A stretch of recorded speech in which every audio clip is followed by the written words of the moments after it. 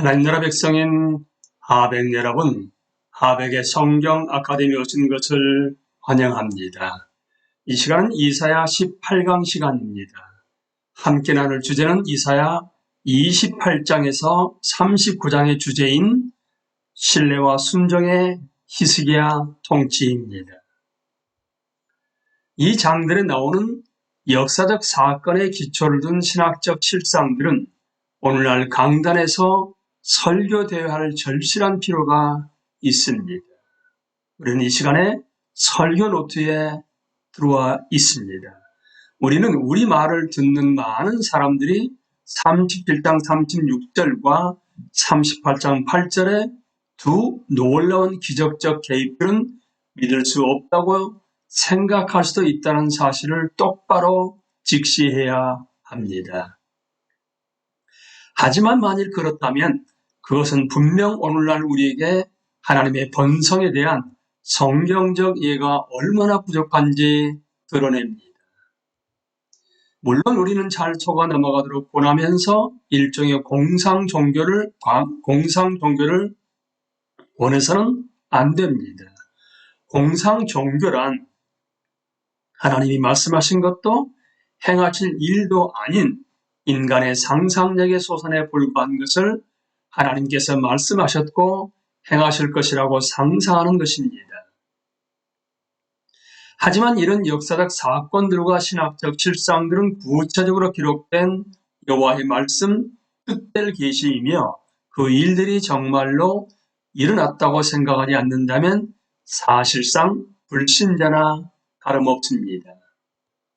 그것은 믿음의 삶이 본질적으로 우리의 일상적 경험에는 낯설며 우리는 종교적 형식주의라는 일종의 인간 주도적 외형주의에 빠져들게 되리란 의미일 것입니다. 그것이 유다의 문제였습니다. 그것은 심지어 나무랄 데 없이 복음주의적인 것처럼 보이고 들릴 수도 있습니다. 하지만 그것은 약속보다는 정책, 믿음 아닌 공로에 기초하고 있습니다. 성경 전체는 하나님이 우리에게 하나님을 설교하는 것이며 그래서 우리는 이 장들을 그분의 참된 성품에 대한 선언으로 설교할 필요가 있습니다. 진정한 여호와에 대한 진정한 믿음을 불러일으키기 위해서입니다. 여기에는 하나님의 두려움을 느낄 만한 거룩하심에 대한 가르침도 포함될 것입니다. 거룩함은 신적 존재의 핵심이며 그분의 주권적 권능을 죄에 빠진 인류에게 파괴적 심판이 임하리란 큰 위협이 되게 만드는 것입니다. 자신들의 죄를 인식해온 시온 사람들의 잊히지 않는 질문은 이 부분 전체의 주요 설교 주제를 하나로 모아줍니다. 그것은 우리 중에 누가 삼키는 불과 함께 거하겠으며 우리 중에 누가 영영이 타는 것과 함께 거하리라는 것입니다. 오직 공의롭게 행하는 자라는 즉각적 대답 및 그 다음에 나눈 설명들은 그런 칭의는 오직 믿음으로만 가능하다는 대응되는 주제를 상기시켜 줍니다. 그 믿음은 진심에서 우러나온 회개와 실제적 신뢰에서 표현됩니다. 하지만 우리는 또한 하나님의 언약 훈련을 통한 영적 정화라는 개념을 예를 들면 히브리서 12장에 나오는 신약의 대등한 개념들과 함께 적절히 강조할 필요가 있습니다. 그래가지고 하나님의 약속들을 신뢰하는 사람들이 믿음으로 말미암아 은혜로 주시는 의를 발견한다는 것은 영광스러운 진실이긴 하지만 그럼에도 불구하고 하나님은 우리를 너무나 사랑하사 우리가 변덕스럽고 두 마음을 품은 제자도의 결과를 모면하게 해 주십니다. 그분은 종종 역경을 통해 신뢰와 순종의 교훈들을 우리에게 가르치십니다. 우리는 모두 히스기야처럼 불완전한 학습자들입니다. 하지만 언약의 신실함은 우리를 포기하지 않을 것이며 우리를 버리지 않을 것입니다. 저는 이 부문에서 설교하고 가르쳐야 할 또 하나의 위대한 교훈 중 하나입니다. 특히 그들이 실제로 무엇을 의지하고 있는지를 보여준 히스기야와 그의 자문단의 정치 활동을 통해 가르칠 수 있습니다.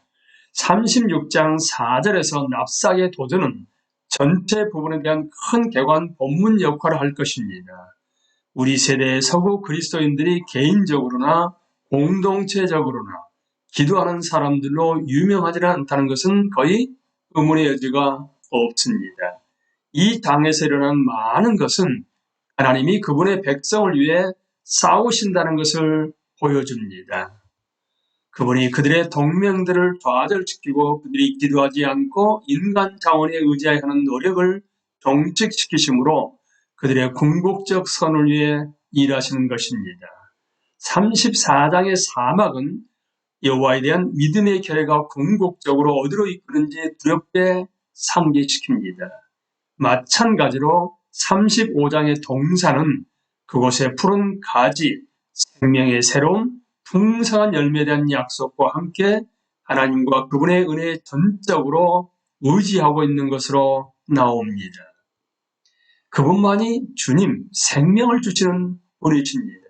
우리가 정말로 그것을 믿을 때에만 기도가 이 세상에서 우리 삶의 중심이 될 것입니다.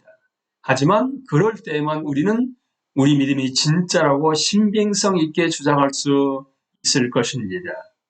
우리는 특히 우리가 침묵의 반응을 보이고 개인적으로 불신을 지니고 있다면 하나님의 역사를 진지하게 받아들이기를 거부함으로 그것을 조롱하는 자들에게 하신 여호와의 말씀을 들을 필요가 있습니다.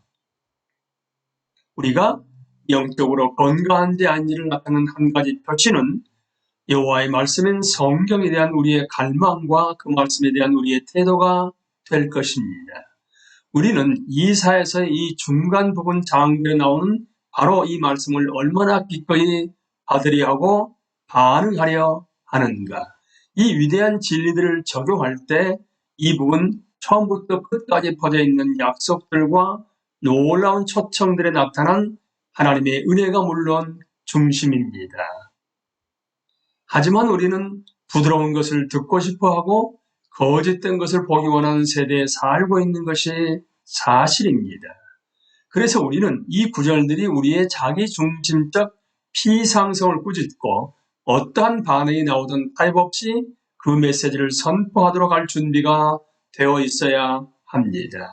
실제적 적용은 어떻게 유다와 마찬가지로 우리의 교회 생활과 개인적 제자도도 하나님의 말씀에 대해 약간의 지식은 있지만 그것이 삶을 지배하게 하지는 않는지 살펴보는 것입니다. 그런 경우 세상적 전략들과 인간적 정책들이 대신 그 자리에 들어서리라 확신할 수 있습니다. 예를 들어 어떤 교회가 말씀을 가르치는 것과 기도라는 성경적 우선순위에서 벗어날 때 불가피하게 가장 최신 프로그램들과 전략들을 신뢰하게 될 것이며 그것은 뭔가가 잘못되어 있다는 분명한 표시입니다. 하나님의 약속들이 더 이상 신뢰되지 않을 때 인간의 정책들이 언제나 공백을 메꿀 것입니다. 지역교회 회종들에게서나 더 큰 교파적 맥락에서나 마찬가지입니다. 물론 우리는 복음의 성장을 보고 새로운 교회들을 설립하고 우리의 저항적 문화에 예수 그리스도의 복음으로 침투해 들어가기를 원합니다.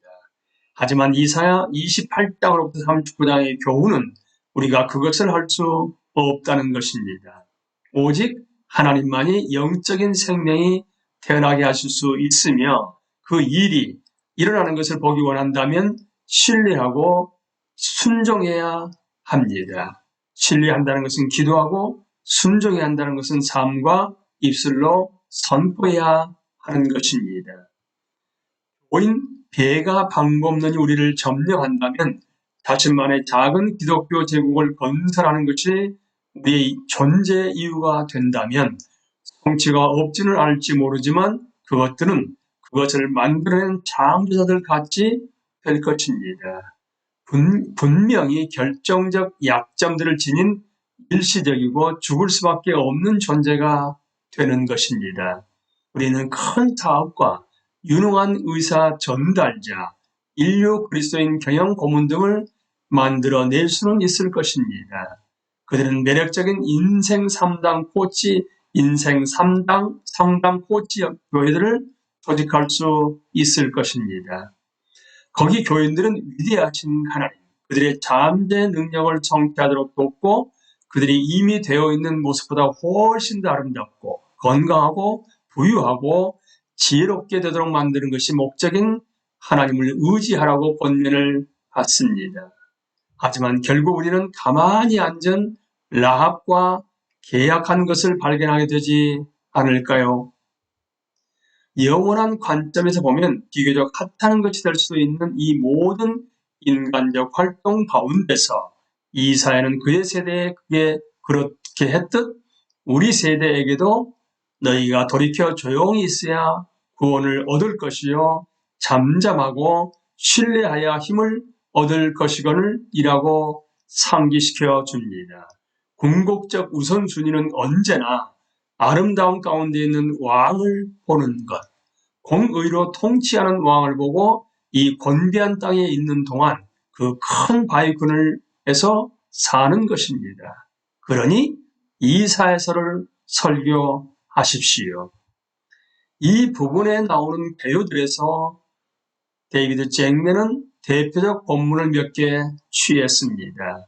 그 본문들이 좀 긴 편입니다. 설교를 할 때는 세세한 것들의 시간을 덜 들이고 원리들 및 그것의 신학적 연관들을 가르치는데 더 시간을 들여야 할 것입니다. 설교 개요들은 화 있을진저 신탁 중 3개인 29장, 30장, 33장을 다루고 34장과 35장을 함께 다루고 그 다음에는 산헤립의 포위 공격인 36장과 37장을 하나의 부문으로 다루고 38장과 39장에 대한 과도기적 설교로 끝납니다. 이 시간 강의를 마치겠습니다. 감사합니다.